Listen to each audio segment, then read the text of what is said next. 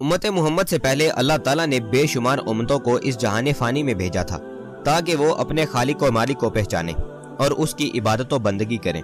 लेकिन उन उम्मतों में से अगर कोई उम्मत अल्लाह ताला की नाफरमानी करती और हक को झुटलाती तो अल्लाह रब्बुल इज़्ज़त उस उम्मत को तबाह बर्बाद कर देते।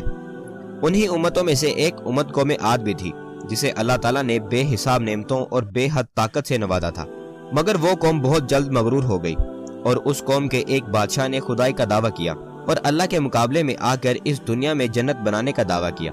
तो उस बादशाह का क्या अंजाम हुआ? कौम आद तारीख की एक ताकतवर और अजीम कौम गुजरी है जिन्हें अल्लाह रब्बुल इज़्ज़त ने बेहिसाब नेमतों से नवाजा था। उनकी तरफ अल्लाह ताला ने हूद अलैहिस्सलाम को मबूस फरमाया था, लेकिन कौम आद ने उनका इनकार किया तो अल्लाह ताला ने उन पर अजाब नाजिल करके उनको तबाह बर्बाद कर डाला। कौम आद इरम नाम की एक बस्ती के रहने वाले थे, इसलिए उन्हें आदे इरम भी कहा जाता था। ये इलाका अदन के गिरदो नवाह में आबाद था।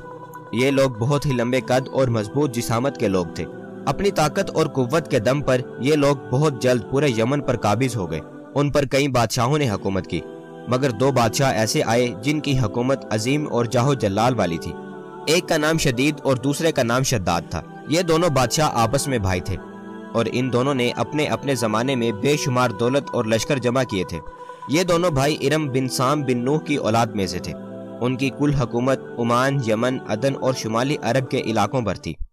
जब शदीद की मौत वाक़या हुई तो पूरी की पूरी हुकूमत शद्दाद को मिल गई। उसने तमाम कबाइली सरदार और बादशाहों को अपना मतीओ फरमाबरदार बना लिया। इस तरह पूरा जनूबी अरब इसकी हुकूमत में शामिल हो गया और देखते ही देखते उसने अपनी तमाम हुकूमत को अरूज तक पहुंचा दिया। दुनिया के दीगर ममालिक के बादशाह उसके बाद गुजार हो गए। इस तसल्लुत और गलबे ने उसे इतना मगरूर और मुतकब्बिर कर दिया कि उसने खुदाई का दावा कर डाला। उस वक्त के उलमा और पैगंबरों के पैरोकार ने उसे बहुत समझाया और अजाब इलाही से डराया, मगर वो कहने लगा कि मेरे पास अब दौलत और हुकूमत सब कुछ है, मुझे अब खुदा की इबादत की ज़रूरत नहीं और अब मैं किसी की इताअत नहीं करूँगा। शद्दाद ने हजरत हूद अलैहिस्सलाम की जुबान से ये सुन रखा था कि जन्नत कैसी होगी और उसकी नेमतों और खूबसूरती का क्या आलम होगा, इसलिए उसने ज़मीन पर जन्नत बनाने का इरादा किया। वो कहता था, मुझे उस जन्नत की कोई ज़रूरत नहीं जो खुदा ने बनाई है, ऐसी जन्नत को मैं खुद ज़मीन पर बना सकता हूँ। लिहाजा उसने अपने 100 मोतबर अफराद को जमा किया और उनमें से हर एक को 1000 आदमियों पर मुकर्रर कर दिया और पूरी दुनिया के माहिरीन को अदन आने की दावत दी। उसने अपने भांजे ज़हाक जो ईरान का बादशाह था उसे पैगाम भेजा कि जितना सोना चांदी तुम्हारे पास जमा है वो फौरन मेरे पास भेज दो। ज़हाक ने खूब सारा सोना और चांदी जमा करके शद्दाद के पास भेज दिया। उसने तमाम सरदारों और हुक्मरानों को ये हुक्म दिया कि वो सोने और चांदी की ईंटें बनवा कर मेरे पास भेजें और कोहे अदन के मुतसिल एक शहर जो 10 गज चौड़ा और 10 गज लंबा हो बनाने का हुक्म दिया। उसने इस शहर की बुनियादें इतनी गहरी खुदवाई कि पानी के करीब पहुंचा दी। फिर उन बुनियादों को संगे सुलेमानी से भरवा दिया। जब बुनियादें भरकर जमीन के बराबर हो गईं तो उस पर सोने और चांदी की ईंटों से दीवार चुनवाई गई। उन दीवारों की बुलंदी उस जमाने के गज के हिसाब से 100 गज मुकर्रर की गई। जब सूरज निकलता तो उसकी चमक से दीवारों पर निगाह नहीं ठहरती थी। यूं शहर की चारों दीवारों को बनवाया गया। इसके बाद 4 दीवारी के अंदर 1000 महल बनाने का हुक्म दिया। हर महल 1000 सतूनों वाला था और हर सतून जवाहिरात से जड़ा हुआ था। फिर शहर के दरमियान में एक नहर बनाई गई और हर महल में उस नहर से छोटी छोटी नहरें निकाली गई। हर महल में हौज और फव्वारे बनाए गए। उन नहरों की दीवारें और फर्श याकूत, जमुर्द, मरजान और नीलम से सजा दी गई। नहरों के किनारे ऐसे मसनूई दरख्त लगाए गए जिनकी जड़ें सोने की थीं और शाखें और पत्ते जमुर्द के बनाए गए थे। उन दरख्तों पर मोती, याकूत और दूसरे जवाहिरात के फल बनवाकर टांग दिए गए थे। शहर की दुकानों और दीवारों को मुश्क, अंबर, जाफरान और गुलाब से महका दिया गया था।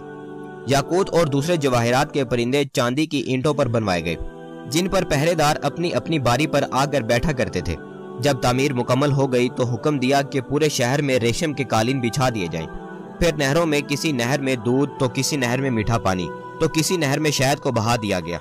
बाद रवायतों के मुताबिक इस जन्नत को बनाने में 300 साल लगे और शद्दाद की उम्र 900 साल के करीब थी।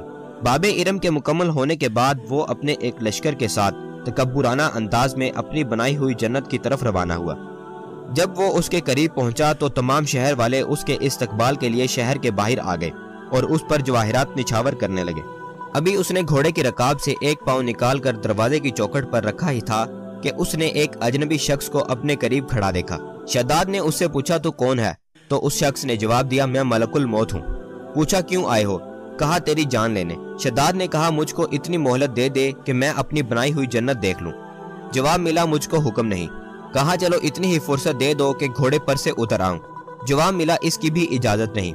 لہٰذا ابھی شداد کا ایک قدم گھوڑے کی رکاب میں تھا اور دوسرا چوکھٹ پر کہ ملک الموت نے اس کی روح قبض کر لی۔ پھر حضرت جبرائیل علیہ السلام نے بڑے زور سے ایک ہولناک چیخ ماری کہ اسی وقت تمام شہر اپنی عالی شان سجاوٹ اور تمام محلات کے ساتھ زمین بوس ہو کر رہ گیا اور اس کا نام و نشان تک باقی